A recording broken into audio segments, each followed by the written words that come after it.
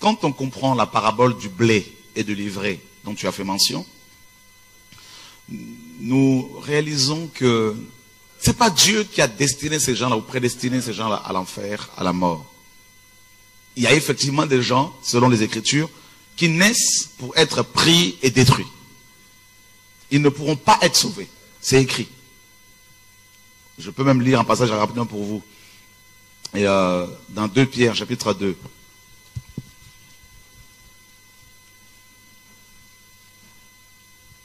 Le verset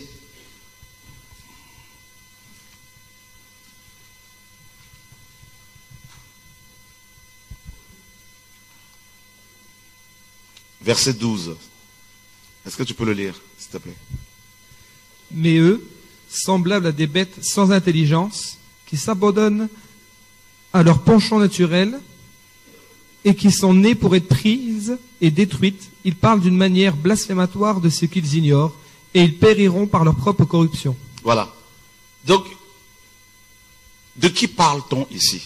Pierre parle, si tu regardes le contexte au verset 1er, il parle des faux docteurs, notamment, qui avaient infiltré les églises au 1er siècle. D'accord? Qui promettaient aux gens la délivrance, la liberté, alors que eux-mêmes ils étaient esclaves de la corruption. Et c'est ce qui se passe dans la majorité de nos églises d'aujourd'hui. En parlant d'abord de la chrétienté. Des gens, des pasteurs, qui viennent et qui vous disent, vous allez être délivrés, on va prier pour vous, alors qu'eux-mêmes ils sont de la cupidité, ils sont dans l'orgueil. Et donc c'est des personnes qui sont prises, qui sont nées pour être prises et détruites. Donc il n'y a rien à faire. Vous pouvez leur prêcher l'évangile, et surtout c'est des gens qui connaissent la parole. Tu vois? En fait, le Seigneur parle en parlant de la parabole du blé et de l'ivraie, il nous fait comprendre que l'ivraie représente justement ces hommes-là.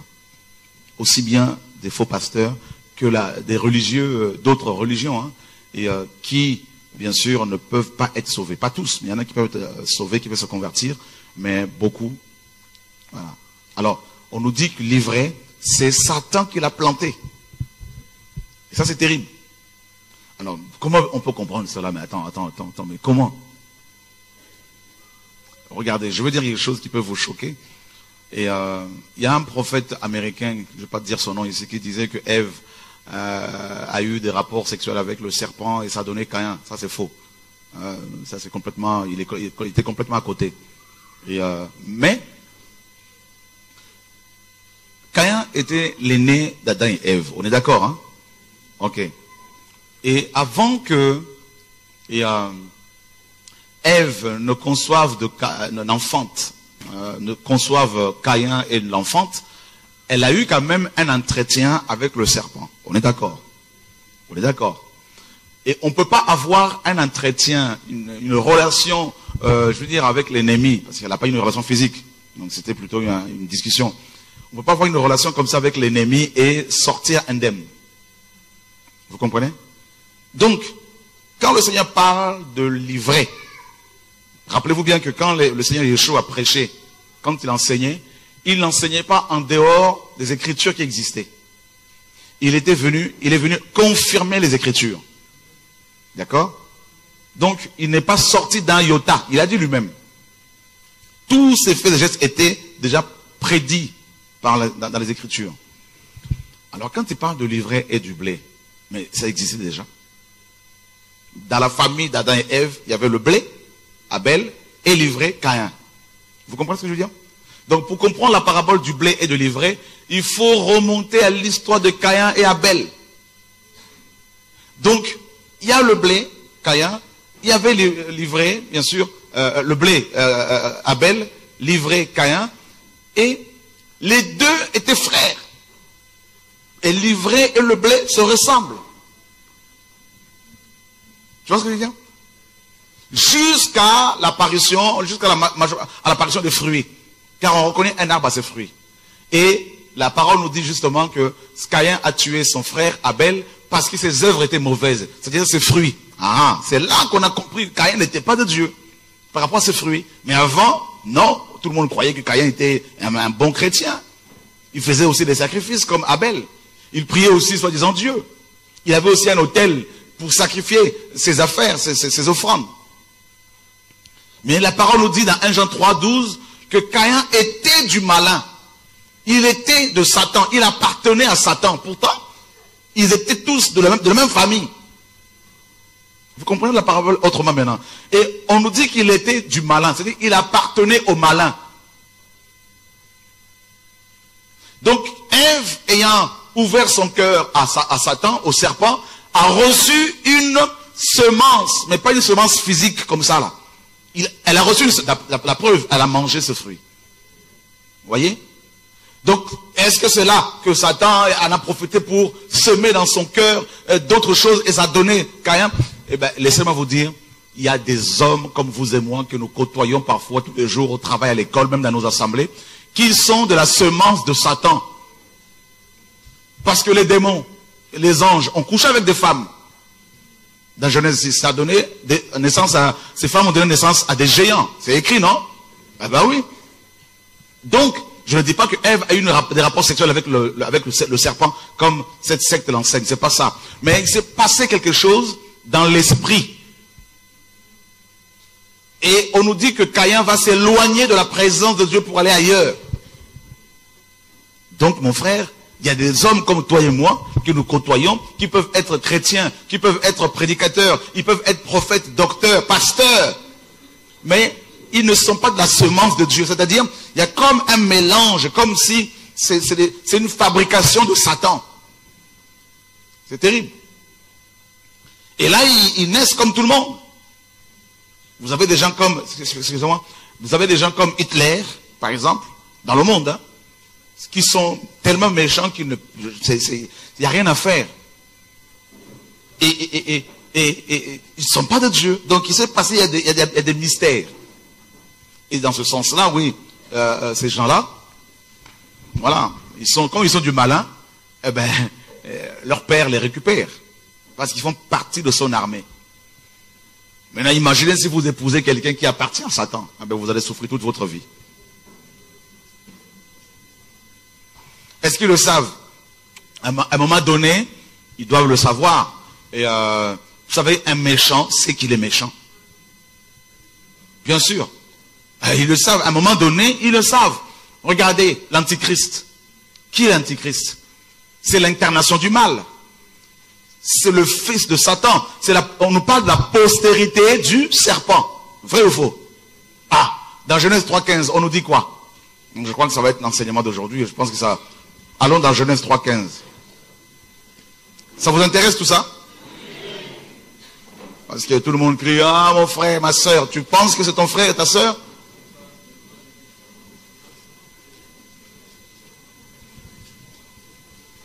Alléluia. Tous les humains ne sont pas humains. Hein? Ah.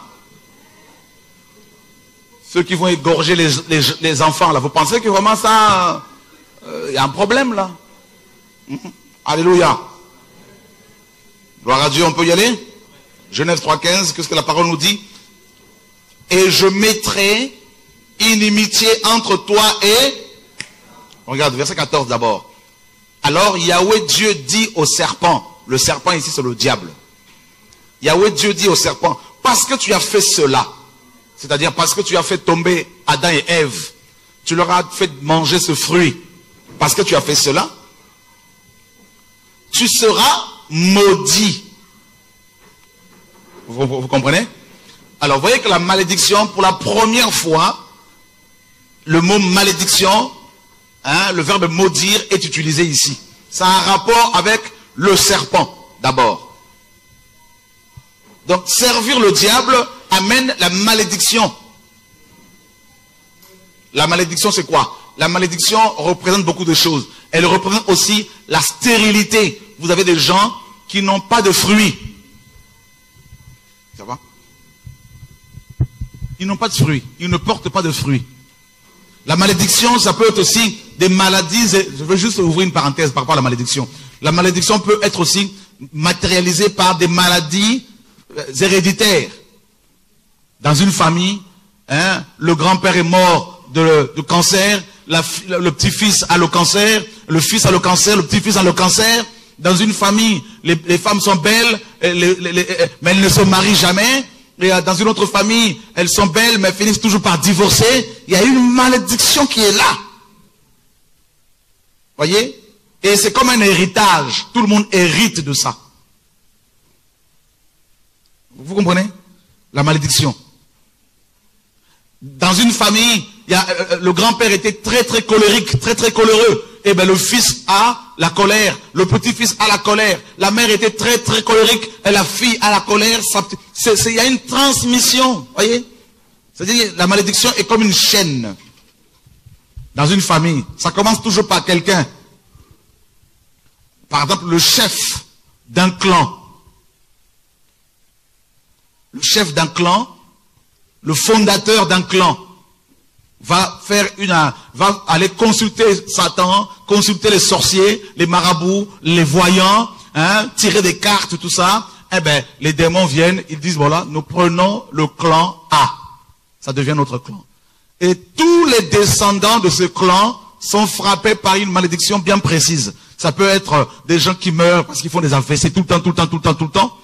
D'autres sont des maladies incurables et tout le monde, personne ne comprend rien. Eh ben, c'est une malédiction qui frappe. C'est comme une chaîne. Ça descend jusqu'à la fin du monde. Et là, il faut que Dieu, si Dieu n'intervient pas, ça marchera pas. Voilà.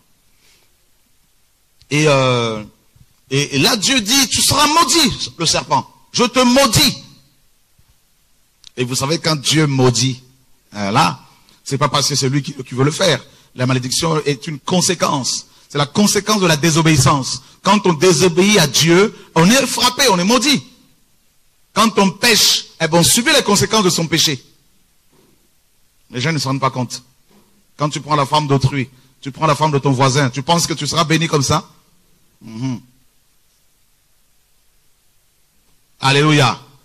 Vous vous rendez compte, la Bible dit quoi? Tu ne tueras pas. C'est écrit, non? Quand on avorte, la malédiction, elle est là. Le sang, quand on fait couler le sang, eh bien, c'est une malédiction terrible. Parce que le sang crie toujours. Le sang parle, le sang. Voilà. Vous voyez, quand quelqu'un fait un accident et que le sang gicle sur une personne, la personne qui est assise à ça, parfois, elle a sa tête, voyez, les enfants qui voient comme ça des gens égorgés, ben, ils deviennent fous. Pourquoi? Parce que le sang, derrière le sang, il y a la vie, il y a quelque chose. Le sang, c'est l'âme de quelqu'un. Voyez? Alors, Dieu dit au serpent, ben, je te maudis. Tu seras maudit entre tout le bétail et entre tous les animaux des champs. Tu marcheras sur ton ventre et tu mangeras la poussière tous les jours de ta vie. Et Dieu dit, je mettrai inimitié, littéralement, des conflits, la haine, entre toi, le serpent, et la femme. La femme ici, bien sûr, à l'époque, c'était Ève. Mais sur le plan prophétique, la femme représente Israël. Et Dieu dit, il y aura une inimitié, une haine entre ta postérité à toi, le serpent. Donc Dieu nous apprend ici que le serpent, Satan, aura aussi des enfants. Vous vous rendez compte? Parce que la postérité ici, c'est la semence. La semence, dans le grec, c'est sperma, qui donne spermatozoïde, le sperme, tout ça. Donc c'est une semence. Satan a une semence. Notez vos questions pour ne pas perdre le fil, s'il vous plaît. Voilà. Satan a aussi une postérité, c'est-à-dire des enfants. Des filles et des garçons. Je vous dis, c'est pas moi qui le dis. Ils viennent au monde étant enfants de Satan. Parfois ils ne le savent pas, mais ils vont le découvrir après.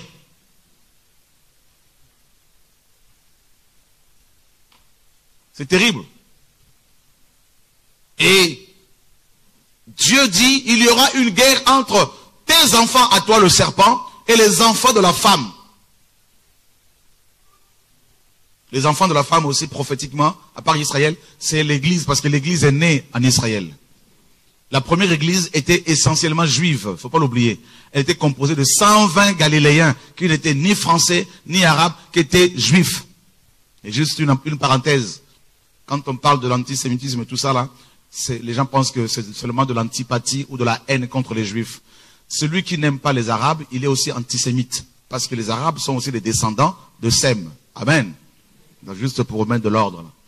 Alléluia. Parce qu'on voit beaucoup de chrétiens qui font leur pèlerinage en Israël et ils adorent Israël. Et ils oublient les nations arabes et d'autres nations. Il faut l'équilibre, mes amis. Dieu aime tout le monde pareillement.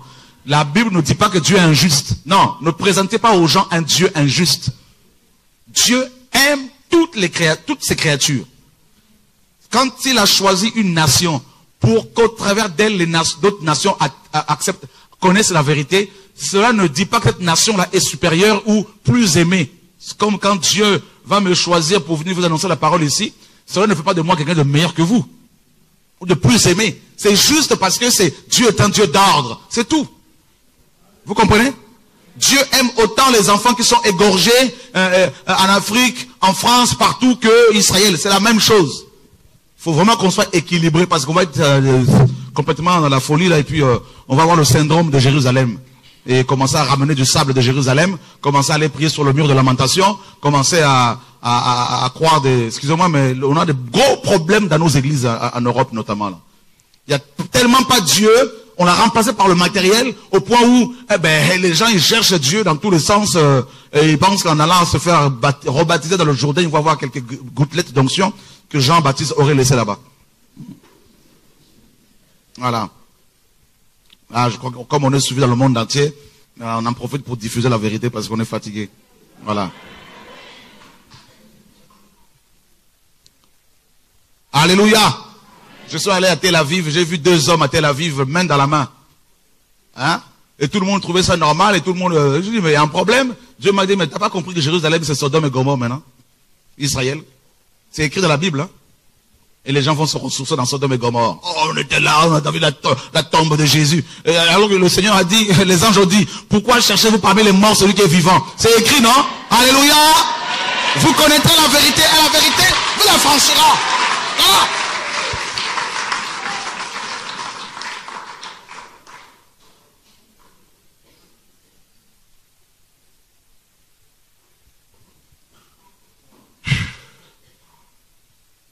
Seigneur, sauve-nous. Il faut toujours mettre de l'ordre. Dieu est dans l'équilibre. Hein. Il nous a créés avec 2 jambes, 2 yeux, 2 oreilles. Pour c'est l'équilibre. Tout ça là. Si on t'enlève un orteil là, tu vas être déséquilibré. Hein, il faut pas avoir des enseignements qui nous construisent en biais. Vous savez? On est comme ça là. Et on s'étonne que quand on est comme ça, on peut plus rentrer dans certains, on passe plus par certains passages parce que la tête est comme ça. Il faut être droit pour pouvoir rentrer quelque part. Là. Voilà. Hein, c'est pas comme ces pasteurs là qui font des pèlerinages. Ah, c'est 1500 €, on va tourner, on va faire ci, on va faire ça, tout ça. Et les gens, tu les vois, je suis allé à Jérusalem, vous savez, je suis allé juste une matinée pour voir, je voulais voir ce qui se passe.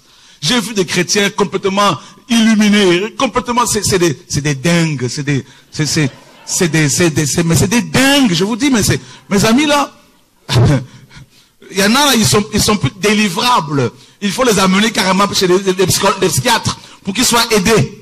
Parce que comme ils ne sont plus délivrables avec la parole, ils sont tellement endurcis, là on les envoie carrément dans les asiles pour être soignés. Parce que là c'est terrible. Dieu est esprit. Et il faut que ceux qui l'adorent, voilà. Je suis allé jusqu'au mur de lamentation pour voir. Je voulais voir ce qui se passe. Je vois des chrétiens qui mettent dans les trous là, quelques bouts de papier. Ils pensent qu'il y a une connexion plus qu'ADSL, hein, qui va directement au ciel. On a des gros problèmes. Dis à ton voisin, nous avons des problèmes. Seigneur, sauve-nous. Alléluia. Voilà, ça c'était juste une parenthèse pour recadrer. Alors, Dieu dit, les enfants, toi, la femme, ta postérité, tes enfants, ou ton enfant, parce que là il est question du Mashiach, ta postérité, celle de la femme, écrasera la tête du serpent, et le serpent fera quoi? Hein? Lui, quoi? Hein? Qui a dit blesser? C'est faux. Écrasera. C'est le même verbe. La postérité de la femme t'écrasera la tête et toi tu lui écraseras le talon. Second a dit non, je veux amoindrir le verbe écraser en relation avec le Mashiach. Donc au lieu de mettre écraser le talon, je mettrai blesser le talon. Comment? Pourquoi? Ben parce que il s'est dit comment le diable peut-il écraser le talon du Mashiach? Alors moi je n'accepte pas ça, je mets plutôt voilà, blesser. Alors que écraser c'est le même verbe utilisé pour le serpent que pour le Mashiach. Ben si ton talon là, si on met ça comme ça, on peut pas l'écraser? Ah ben oui quand même. Mets ça sur la route, tu vas voir, quand un camion va passer là, tu vas voir si ça va être... Alléluia. En fait, le verbe est fort, hein? C'est pour nous montrer la souffrance du Mashiach à la croix, pour nous sauver. Et eux, les religieux là, ils l'ont amoindri, ils l'ont dit, vous voyez, ils l'ont minimisé, alors que là c'est vraiment écrasé. Vous vous rendez compte? Enfin bref, c'est un autre enseignement. Alors là, vous voyez qu'il y a une guerre. Il y a une guerre entre les enfants de Dieu, c'est-à-dire le blé, et les enfants du diable, eh ben, livrés. Voilà. Et nous sommes tous sur terre, menant ce combat, tous les jours. Ça veut dire que tel que tu es là, tous les jours, il y a au moins quelqu'un qui appartient à Satan qui veut à tout prix te tuer. Et parfois, c'est les gens qui sont de la même famille, d'abord. Ça commence d'abord dans le cercle familial. Pourquoi toujours elle? Pourquoi toujours elle? Pourquoi toujours elle? Les études, les longues études, c'est elle. Le travail, c'est elle. La beauté, c'est elle. Tout ça. Mais pourquoi ça c'est pas normal? Papa l'a aimé plus que l'autre. Nous plus que nous. Maman plus que nous. Tout ça là, la guerre commence là. Ensuite, les voisins.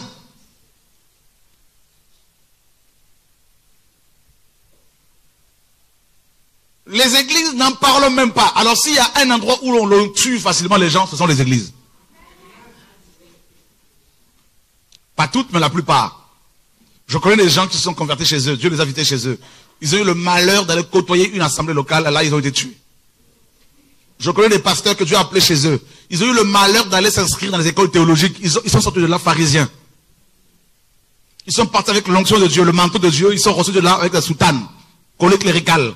Et la démarche même a changé. Et on leur a appris la gestuelle. On leur a appris comment parler. Au lieu de laisser les pousser à parler, c'est tout ça là. C'est grave. Je connais des hommes qui ont épousé des enfants du diable. Mais vous me direz, mes frères, on fait comment? Eh ben, divorcer, c'est pas biblique. Non. Eh ben, tu assumes. Ah oui. Alléluia. Ah oui. Il y a beaucoup de choses, hein. Dieu dit quoi? Le Seigneur dit quoi? N'est-ce pas moi qui vous ai choisi, vous les 12?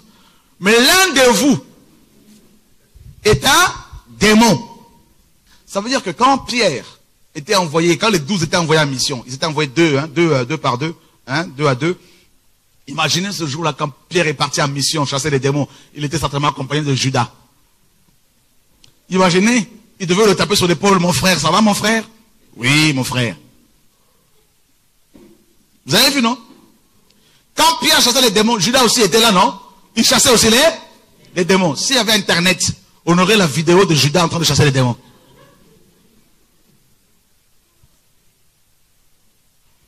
Et beaucoup de gens auraient dit, quel apôtre! Quelle onction! Et quand est-ce que Judas se révélait être vraiment du malin? À quel moment, à votre avis? Pendant le repas. Quand il a pris le pain. Ah! C'est-à-dire, là où il n'y a pas la parole de Dieu, les enfants de Satan ne peuvent pas être révélés. Alors vous comprenez pourquoi Satan combat la parole de Dieu. Vous comprenez pourquoi dans vos églises, il n'y a pas la parole, là où il n'y a pas la parole, les sorciers sont bien installés. Ils ont beaucoup de vitamines. Alléluia. Vous comprenez pourquoi des pasteurs, même en France, beaucoup de pasteurs en France ont aussi leur psy. Ils vont voir des psychiatres, des psychologues, chrétiens. Vous savez pourquoi? Parce que les démons sont là, ils sont assis, ils engraissent ces gens-là. Là où il n'y a pas la parole, ils ne peuvent pas être manifestés, révélés. Mais là où la vérité est prêchée dans toute sa simplicité, là où l'esprit travaille, parce que la parole est donnée véritablement, les enfants de Satan vont commencer à se révéler. La Bible dit que les méchants ne résistent pas dans l'assemblée des justes. Alléluia. Ils sont là, croyez-moi, ils sont là. Même ici, il y en a. La nuit, ils sont sortis pour aller, tout ça, assister à des réunions. Cette nuit-là, j'ai eu beaucoup d'attaques pendant que je dormais à cause de 3. Hein. Ah oui, je vous dis. Quand je me suis réveillé, je dis, waouh, 3 là, c'est miné. Ici, là, c'est miné. Il y a des sorciers particuliers ici. Mais je vous dis de la part du Seigneur, la puissance de la parole de Dieu va libérer la vie au nom de Jésus, le Sauveur. Alléluia.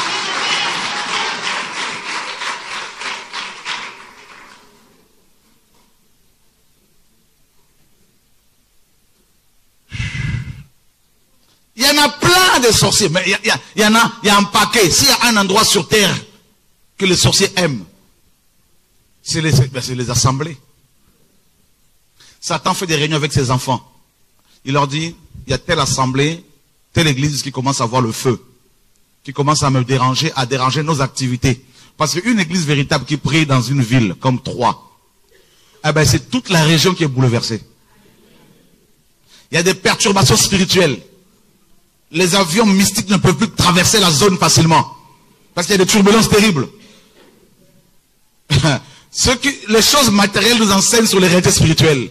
Il y a des perturbations. Il y a des orages spirituels. Et Satan dit, mais qu'est-ce qui se passe là-bas? On lui dit, eh ben, il y a une assemblée de maisons là. Ben, les gens, ils prient dans la vérité. Il dit, bon, qu'est-ce qu'on va faire? On a qui dans la zone là-bas? Eh ben, nous avons le couple Jacques et Jacqueline. Ils nous servent depuis 10 ans. Ok, on les envoie là-bas. Jacqueline, toi, tu vas y aller, tu vas faire des beignets tout le temps. Alléluia! Alléluia! Vous voulez que je parle, non? Dites aux voisins, on dit tout chez nous. Voilà, Jacqueline et Jacques arrivent à l'assemblée. Tout gentils. Bonjour, mon frère. Et tout comme les chrétiens, la plupart sont tellement naïfs. Quand tu vois seulement quelqu'un, bonjour frère. Qui t'a dit que c'est un frère? Parfois, il vaut mieux dire bonjour monsieur. Alléluia. Jacqueline et Jacques arrivent, tout ça, gentil, tout ça. Et qu'est-ce qu'ils vont faire? Ils vont faire, le pasteur a le feu, le prédicateur a le feu, la femme de Dieu a le feu, tout ça là, les enfants ont le feu. Ah ben, ils viennent comme ça, tac, ils vont glisser, tac, une petite enveloppe, 500 €. Le pasteur voit une enveloppe comme ça de 500 €, il n'a jamais vu 500 €. Ah! Il se met à prier en langue. Merci Seigneur, qui t'a dit que ça vient du Seigneur? L'objectif, c'est de semer l'amour de l'argent dans le cœur du prédicateur. Encore 500, c'est pas beaucoup. Ils vont prendre toutes leurs économies. 5 000 €. Le pasteur, il prend ça, il dit Alléluia! Dieu bénit l'œuvre. Il prend même 1 euro pour acheter quelque chose pour lui. Quand ici, il mange ça, il est pris. Il commence à aimer l'argent. On l'attaque d'abord comme ça, c'est une flèche. Ensuite, ils se disent, bon, il faut qu'on l'attaque aussi par rapport aux femmes. Et puis voilà, on envoie aussi, il y a Jacques et Jacqueline, le couple, et puis il y a aussi Marie-Thérèse qui arrive, une jeune fille très séduisante, remplie d'onction démoniaque. Elle va s'habiller très sexy, mini-jupe jusqu'ici, elle vient comme ça, elle se met devant, les jambes écartées, avec son chewing-gum. Alléluia. Vous voulez que je parle encore? vous connaîtrez la vérité et la vérité vous affranchira. Voilà. On rigole, mais on sait, hein. Ceux qui sont concernés savent. Et le pasteur, il regarde, il prêche, il ne fait que regarder la fille, alors qu'il est marié. À la fin, ah, ma fille spirituelle, je vais te former. Il est cuit.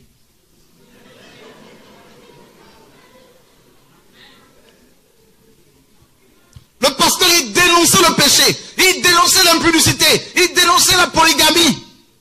Et comme Jacques et Jacqueline est un couple polygame, Jacques est tellement riche qu'il a pris Jacqueline comme deuxième femme. Eh ben, le pasteur il dit, c'est pas grave, Dieu est amour, il faut la sagesse. Il nomme Jacques diacre. Bras droit. Jacques et Jacqueline lui achètent un gros 4x4, le dernier modèle de Toyota. 4x4. Ça y est, c'est fini, le pasteur il est tué dans l'œuf. Et puis ils vont faire leur rapport à Satan pour dire, maître, nous avons tué le feu qu'il y avait là-bas. Et les démons, ils viennent, ils prennent place dans l'église. L'esprit d'inceste est rentré. L'esprit d'orgueil est rentré. La compromission est rentrée. Le pasteur peut même devenir sorcier, commence à sortir même la nuit. Fini, chaos. Division, chacun dans son coin. On dit, mais cet homme-là, Dieu l'utilisait avec des guérisons, des miracles. Oui, c'est fini. Lui-même, il divorce avec sa femme. Il va prendre une femme beaucoup plus jeune. Et le pasteur, il commence, il avait le feu, hein, il craignait Dieu. Il va maintenant, hein, commencer même il va même jusqu'à acheter un club de foot. Ça, c'est un pasteur au Congo. Il fait jouer des musiciens mondains avec des femmes dénudées, mal habillées. Tout le monde trouve ça normal. Il y a un enseignant.